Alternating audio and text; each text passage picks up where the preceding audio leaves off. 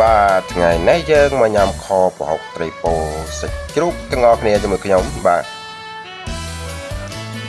នេះគឺជារូបរាងខប្រហុកត្រីពោឈ្ងុយឆ្ងាញ់មែនតើអ្នកទាំងអស់គ្នាបាទយើងចាប់ផ្ដើមទាំងអស់គ្នាឥឡូវនេះយើងមានសាច់ជ្រូកនិងត្រីពោយើងធ្វើហើយជាស្រេចលាងហើយជាស្រេចនេះគឺជាគ្រឿងបាទនេះគឺជាប្រហុកបាទនេះគឺជាបន្លែមានកាកបោកបាទនឹងម្ទេស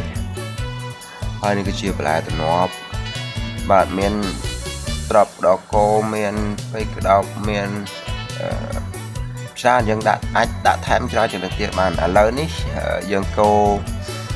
ម្ទេសខ្ទឹមនិងខ្ទឹមក្រហមដើម្បីឲ្យវាឡើងពងក្រងរសជាតិឈ្ងុយឆ្អិនមកមុំអត់ខ្លោចពេកឥឡូវយើងយកមកបុកហើយបាទបុកឲ្យម៉ត់តិចមកបាទបន្តមកយើងយកខ្ទះមកដាក់ខ្លាញ់បន្តិចកូរជាមួយស្ករត្នោតដើម្បីឲ្យស្ករត្នោតឡើងក្រហមពងក្រងទៅមកយើងដាក់ជាមួយខ្ទឹមបុករបស់យើងមិញខ្ទឹមបុកជាមួយម្ទេសមិញហ្នឹងយើងដាក់កូរឲ្យវាឡើងក្រហមឡើងឈ្ងុយបន្តិចមកបងប្អូនទាំងអស់គ្នាបាទ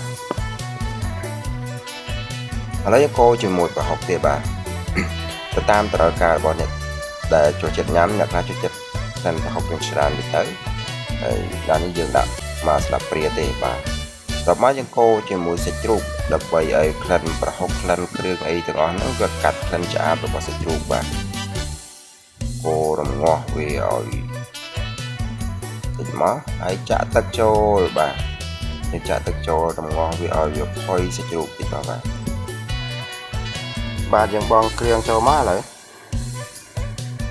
បាទយើងមានស្ករប៊ីចេងយើងដាក់គ្រាមមកឲ្យស្រេចមកបាទអានេះទឹកអំពិលតោះមកយើងដាក់ត្រីពោចូលមកបាទទាំងអស់គ្នា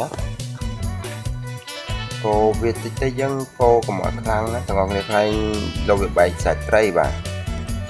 វាកូរវាតិចតិចមក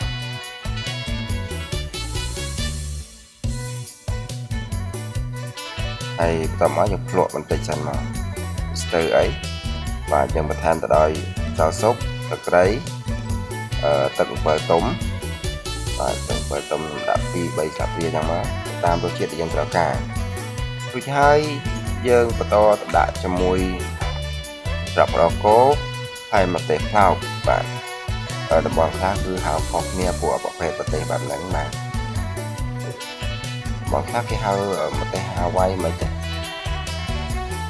តែដៃនាងទេអីមិនទេអញ្ចឹងយើងរងាស់